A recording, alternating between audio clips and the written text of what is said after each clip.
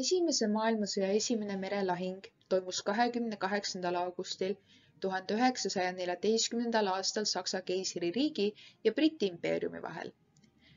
Lahing leidis aset Helgolandi saare lähedal Põhjamerel. Sellest tuleb ka nimi Helgolandi merelahing. Lahingu teket soodustas Esimene maailmasõda. Nagu teadagi, Esimese maailmasõja üheks osapooleks oli Entente, kuhu kuulus Briti impeerium koos paljude teiste liitlasriikidega, ning teiseks osapooleks olid keskriigid, mille osaline oli ka Saksa keisririik. Nii Saksamaal kui ka Suurbritannial oli võitlus liidri rolli pärast maailmas. Eesmärgiks oli nõrgestada ja hävitada Saksa jõud Esimeses maailmasõjas. Samuti olid britid peamiselt mures oma kaubateede kaitsmise pärast ning sakslased lootsid, et laevade rünnakud hävitavad järk-järgult Suurbritannia arvulise ülekaalu.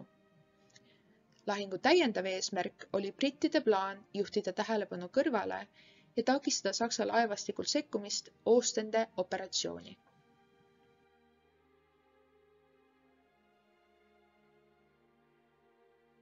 Winston Churchill tahtis, et Briti merevägi teeks rohkem ründavaid liigutusi. Selleks läks Roger Keyes oma allveelaeva üksusega uurima, kuidas Saksa merevägi toimetas Wilhelmshaveni mereväebaasi lähedal. Nad leidsid avamise, millal nad saatsid rünnata sakslaste laevu. Kuna kohaliku geograafia pärast polnud võimalik sakslastel miinivälju üles panna, pidid seal patrullima hävitajad, kes kaitsesid Saksa randa. Neid pidi 2 korda päevas eskortima ristlejad, siis kui nad vahetusi tegid. Britlased tegid plaani rünnata vahetuse ajal Saksa ristlejaid, siis kui pime oli. Rünnaku alguses ei teadnud Briti üksused, et seal on veel teisi Briti laevu, ehk alguses oli suur segadus. Aga esimesed 3 tunni jooksul läks britlastel päris hästi ja nad hävitasid mitu Saksa laeva.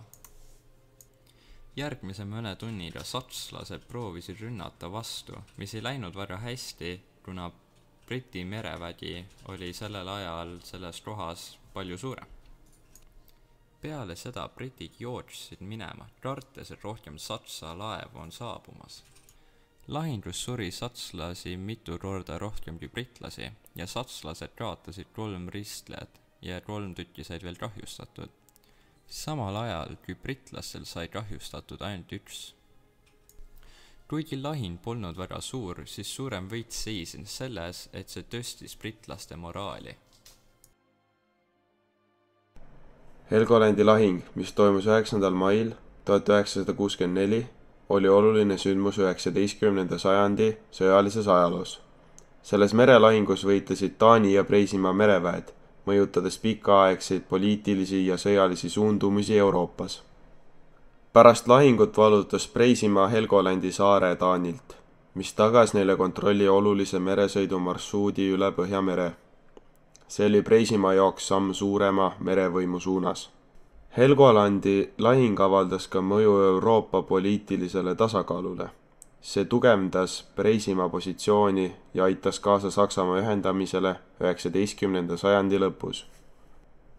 Helgolandi lahing avaldas ka laiemat mõju sõjapidamise strateegiatele ja tehnoloogiale.